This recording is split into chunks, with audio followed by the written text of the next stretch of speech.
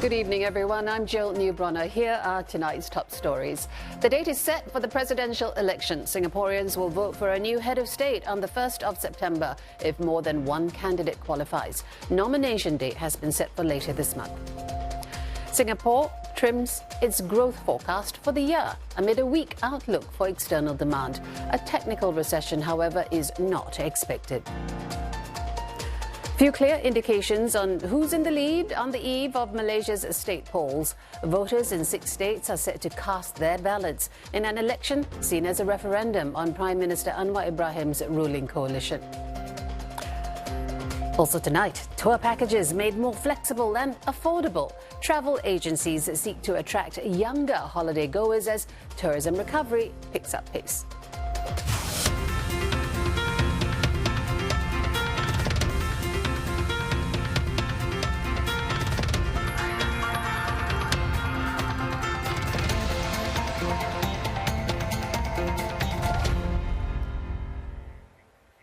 Singaporeans will head to the polls on the 1st of September to vote for a new president if more than one person qualifies to run for the highest office in the country. Prime Minister Lee Hsien Loong has issued the writ of election with nomination day set on 22nd of August. If there is only one eligible candidate, the person will be declared the president on nomination day. Well, applications to apply for a certificate of eligibility opened in June and will close 5 days after the writ of election is issued. The Presidential Elections Committee will have up to 10 days to assess the applications. Parties will be informed before nomination day whether they qualify. Successful candidates will have their nomination papers and financial statements made public on nomination day. Now, after the campaigning period, the eve of polling day is for cooling off before voters cast their ballots. PM Lee has appointed Housing and Development Board CEO Tan Meng Tui to be the returning officer. He will oversee the impartial and smooth running of the polls. For the presidential hopefuls, on top of applying for a certificate of eligibility, they must have a certificate confirming which community they belong to. They must also have a political donation certificate, which declares that funds received are legally permitted. Private sector candidates will have to show they helmed a company with at least $500 million in shareholders' equity, while public sector applicants must have spent at least 3 years in a key public office. Each candidate must also put down a deposit of $40,500 by noon on nomination day. The money will be forfeited if a candidate loses at the polls with less than 1/8 or 12.5% of the votes. Well, 4 men have so far announced their intention to run for the presidency. Let's take a look at who they are and what they champion. First, to throw his hat into the ring was former Senior Minister Tharman Shanmugaratnam. He has more than 20 years of experience in politics and resigned all political positions in July to put himself forward as a candidate. The 66-year-old formally launched his bid weeks later and says he wants to serve as president for a new and more challenging era. His campaign slogan is "Respect for all." Second, businessman George Goh. Now, he brought electronics store Harvey Norman to Asia and is the group executive chairman of OSEA International, a listed company with a market capitalization of about $45 million. The 63-year-old says he's confident of meeting the $500 million share equity requirement. He also maintains his independence in spite of his previous appointment as a non-resident ambassador to Morocco. Entering later in the game was former GIC Chief Investment Officer Ng Kok Song. He's currently the executive chairman of Avanda Investment Management, which he co-founded in 2015. Mr. Ng calls himself an independent prospective candidate who will be able to unite the country to face an uncertain future. At 75, Mr. Ng is one of the oldest candidates in the lineup. Now, the fourth person to announce his bid is Tan Kin Lian, who is also 75. Now, Mr. Tan ran in the 2011 presidential election and came last among 4 candidates. Now, he lost his deposit as he couldn't get enough votes. The former NTUC Income CEO says he hopes this year will be his time, and he wants to play an active role as president to improve the lives of Singaporeans. Well, several of the presidential hopefuls have reacted to the writ of election being issued. George Goh says he's waiting for the certificate of eligibility to be issued by the Presidential Elections Committee. He issued a statement saying that he hopes the decision would be made sooner rather than close to the deadline, and that's to help eligible candidates prepare properly for the campaign. By law, the committee must inform applicants of its decision no later than the eve of nomination day. A fellow presidential hopeful, Ng Kok Song, says the issuance of the writ of election is an important milestone. He says it reminds Singaporeans that the institution of the elected president is anchored in the Constitution. Mr. Ng issued a statement as well. Now, he's saying he's ready for the journey ahead and thanked all who are supporting him. He pledged to give his best for the privilege of serving all Singaporeans. A presidential hopeful, Tharman Shanmugaratnam, says he strongly favours a contest, be it 2-cornered, 3 or even 4. He spoke to the media after the writ of election was issued. The former senior minister said the competition will grant a stronger mandate to the winning candidate. I think each of the candidates who have put themselves forward so far bring their own track records, their convictions and their perspectives of what they'd like the presidency to be. And we should each be judged and evaluated on the basis of what we bring Singapore. We're also keeping an eye out for any comments by presidential hopeful Tan Kin Lian. The former NTUC Income CEO launched his presidential bid earlier today, and we'll have those details a little later in the program. Well, Prime Minister Lee Hsien Loong is calling for Singaporeans to vote wisely for the best candidate as the next president. He says that's because the role symbolises the country's unity and aspirations. PM Lee stressed the important role of the president in a Facebook post after he issued the writ of election. He hopes all Singaporeans can listen to what each candidate has to say and assess them and their views before casting their vote. Well, in light of the announcement of the key dates for the presidential election, this year's Teachers' Day school holiday has been pushed back. The GCE N-level exams have also been rescheduled. The school holiday for Teachers' Day now falls on the 11th of September. It was initially scheduled for the 1st of September, the same day as polling day. Now, N-level exams scheduled for the 11th of September will now be held on the 12th and the 20th. Well, this year's presidential election is open to all following the last poll that was reserved for the Malay community. It also is set to be more inclusive as postal voting will be permitted. Tan Se Hui finds out how these will make a difference at this year's election.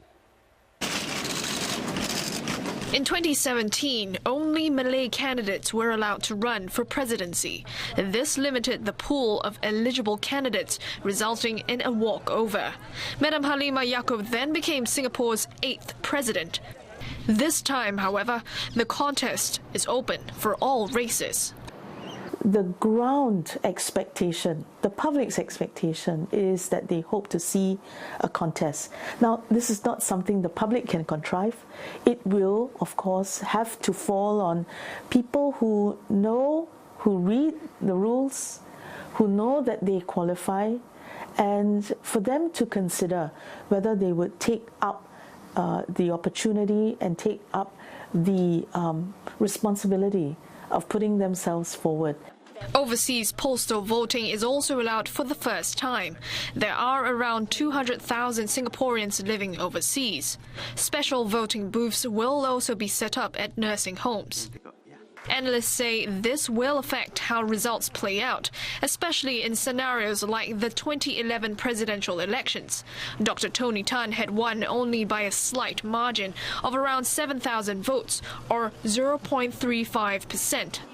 Every vote counts, so even if, let's say, we have, 10,000 postal ballots, they could very well make a vital difference in a very close contest. The electoral process, in which we are able to be more inclusive, right, enabling as many Singaporeans to vote. And I think, all that helps to strengthen, Singapore's democracy. New advertising rules will also apply once campaigning kicks off. This includes showing the full names of those who play an active role in publishing or paying for election advertising content. Analysts say they'll help to create more openness and accountability, which are crucial when voters head to the polls. Holding the second key to unlock national reserves and championing social causes. These are just some of the roles of the President of Singapore. But observers say one misconception Singaporeans may have is that the President acts as an opposing force to the government. Tan Se Hui speaks to analysts to find out more. I, Salapan Ramanathan. It was 14 years ago when Singapore first dipped into its past reserves. Then President S.R. Nathan gave the green light to draw down $4.9 billion. It was amid the country's worst recession since independence. More recently, the COVID-19 crisis. President Halimah Yacob approved a total draw of around $42.9 billion over a span of 3 pandemic years. A significant amount of funds, running to tens of billions of dollars, were needed, to protect jobs and protect livelihoods. So people understand, that second key function of the president, to ensure that drawdowns will not compromise Singapore's ability, to have sufficient fiscal resources. The president plays key ceremonial roles as well, such as presiding the National Day Parade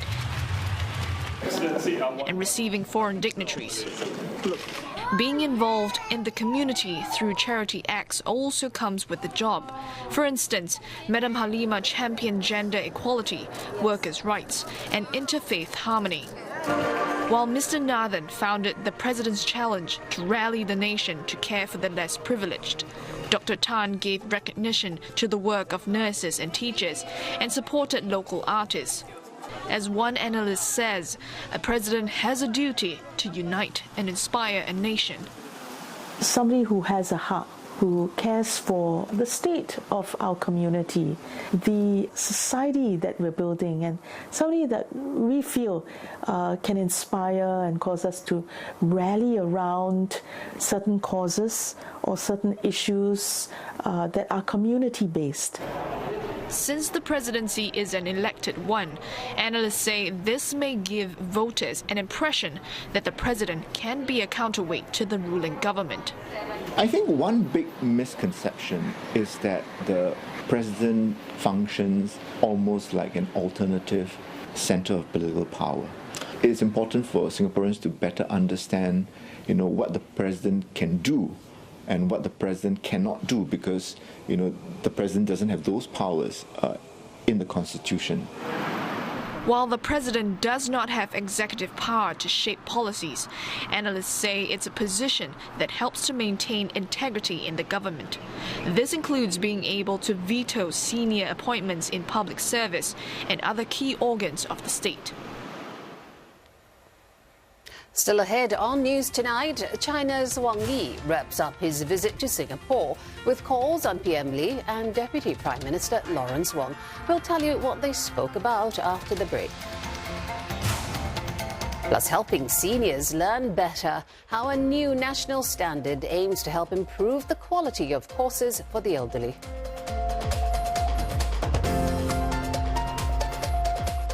My Mitsubishi Electric StarMax aircon saves me energy and money. It's easy to clean and is so quiet.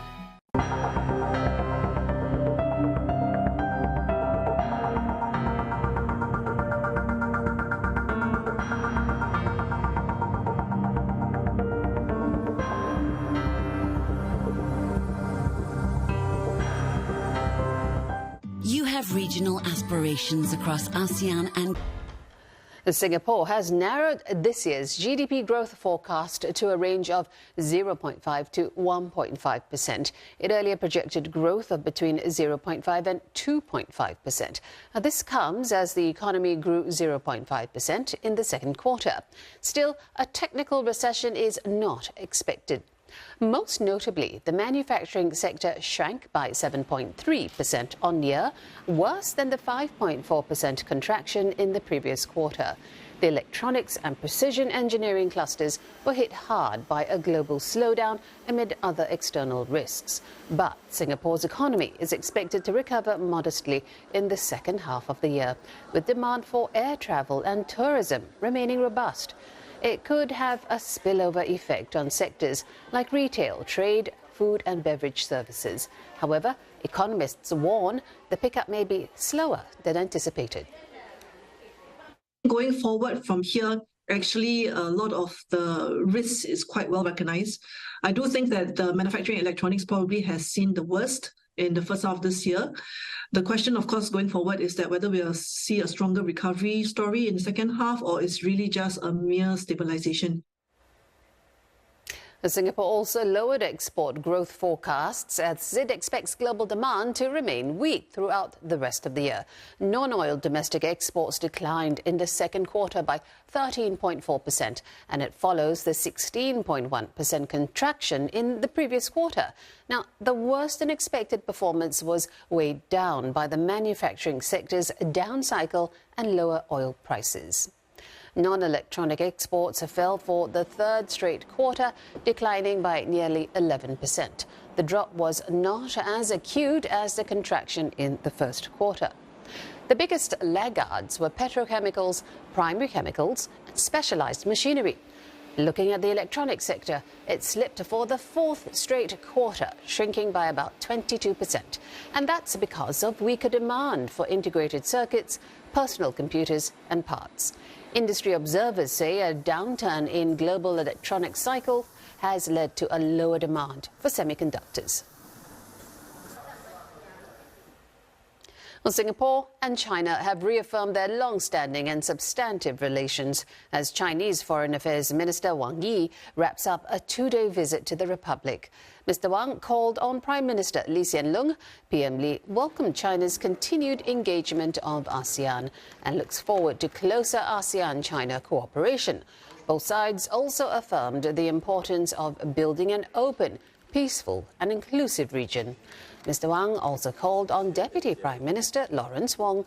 DPM Wong says both sides have stepped up high-level exchanges since China's reopening earlier this year, and he looks forward to strengthening links. DPM Wong will visit China again later this year to co-chair the Joint Council for Bilateral Cooperation, and that's when both countries are set to expand cooperation in areas like trade, finance and the digital and green economies. Malaysian Prime Minister Anwar Ibrahim says he is optimistic his unity government will do well in state elections tomorrow. And that's despite a survey indicating lagging support from Malay voters. Now, the upcoming polls in 6 of Malaysia's 13 states are seen as a test for Mr. Anwar following his controversial decision to partner with Barisan Nasional 8 months ago. A survey conducted last month by market research firm Ilham Center suggests that only 1 in 4 Malays in those states are satisfied with Mr. Anwar's performance as Prime Minister. But the 76-year-old leader remains confident, saying that Malaysia will become a great country in Asia if his coalition continues to govern the country for another term. Kepada pengundi-pengundi termasuk anak-anak muda yang baru mendapat peluang dan diberikan hak untuk memilih, saya percaya dapat memilih dengan bijak, menjaga keamanan negara, kestabilan negara dan parti dan kerajaan yang boleh memulihkan ekonomi, memberi jaminan pekerjaan kepada mereka. Melissa Goh tells us what analysts are predicting in the states of Selangor and Negeri Sembilan come tomorrow. Most analysts that we spoke with, believe that Prime Minister Anwar Ibrahim's unity government will be able to keep the stronghold states of Negeri Sembilan, Selangor, as well as Penang. I mean, Selangor is the economic powerhouse, the crown jewel, so to speak.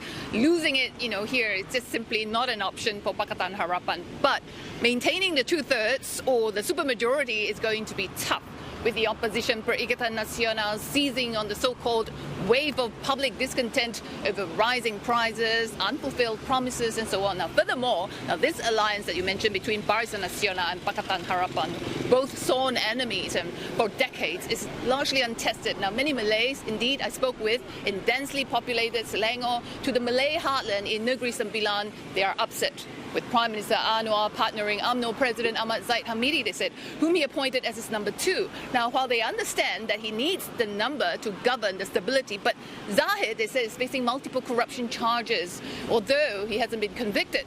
So a lot of analysts are saying that Prime Minister Anwar may even risk alienating his support base, and that's why the Prime Minister, who celebrated his birthday yesterday at the grand finale here in Selangor, called on all voters to turn up in full force to vote tomorrow.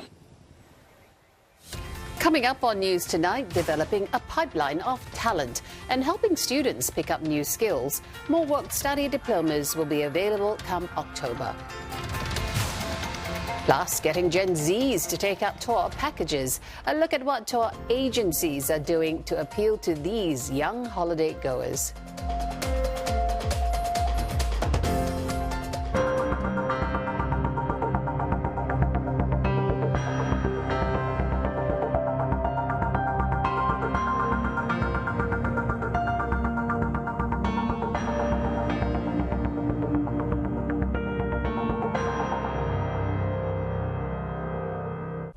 Weather report brought to you by Mitsubishi Electric. At only 33 years old, Xian Jie has opened. A presidential hopeful Tan Kin Lian says he intends to carry out the duties of the president diligently and honestly if he's elected. This includes safeguarding the use of the country's reserves and protecting the integrity of the public service. The former NTUC Income CEO said this at a press conference where he launched his presidential bid. Mr. Tan is backed by his proposer Tan Jee Se. Both men have contested in the 2011 presidential election. Lawyer and opposition politician Lim Tian is named as his seconder. Mr. Tan said he'll focus on fundamental areas crucial to the well-being of citizens. Now, this includes lowering the cost of living and ensuring affordable housing. I must clarify that I don't intend to be an adversary to the elected government.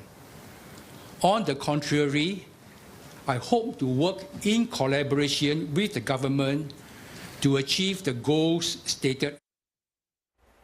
Presidential hopeful Ng Kok Song says he's reasonably confident that he'll qualify as a candidate. He submitted his application for a certificate of eligibility last week to be considered under the public sector deliberative track. Now, he says his track record as Sovereign Wealth Fund GIC's former chief investment officer shows he has integrity and is responsible and competent for the role.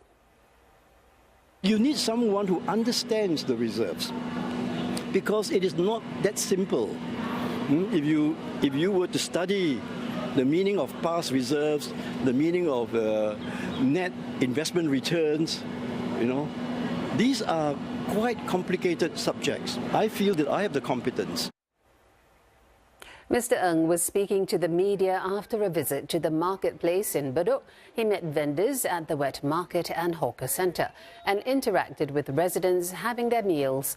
Mr. Ng also said he agrees with the Prime Minister's characterization of Singapore as exceptional in his National Day message. The presidential hopeful said that's due to its strong reserves, unity and good governance, all of which he said the president has a role in safeguarding. Well, seniors keen on picking up new things can expect a wider range of better quality courses.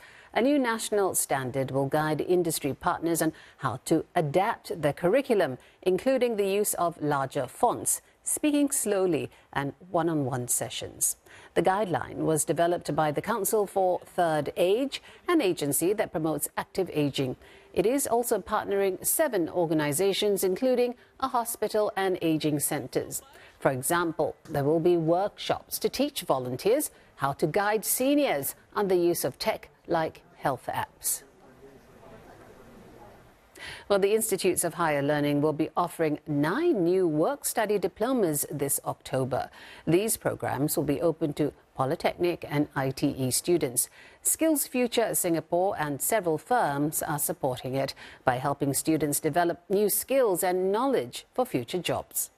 3 polytechnics and tech firm NCS are partnering to support 2 of the programs. Students will also have job opportunities in the Infocom technology sector.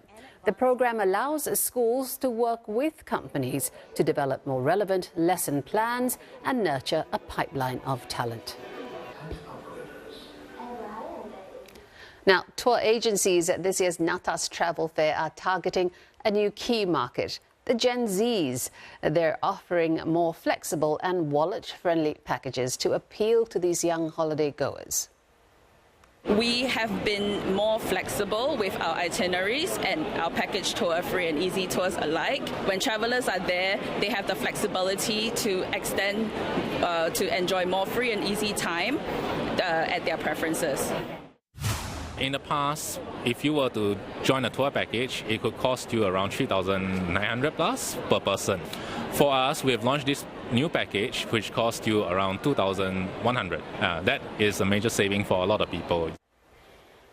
The association representing tour agencies says having more of these young holiday goers will bring the leisure travel segment up to exceed pre-COVID levels. In the early parts of this year, we have seen a very strong demand that outstripped the supply, and hence you see that certain destination fares are still quite challenging. With the opening of China, we will also expect things to start to increase, especially in the North Asia region. Well, On the Red Dot is coming up next. Planting rice is never fun, yet this 33-year-old Singaporean gave up the city life to be a rice farmer in Japan. He spends his days knee-deep in mud and hiking treacherous mountains for water.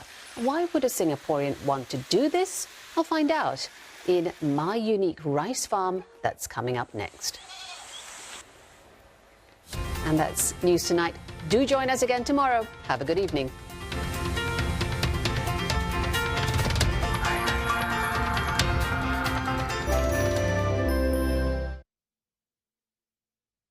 This program is available on demand for free on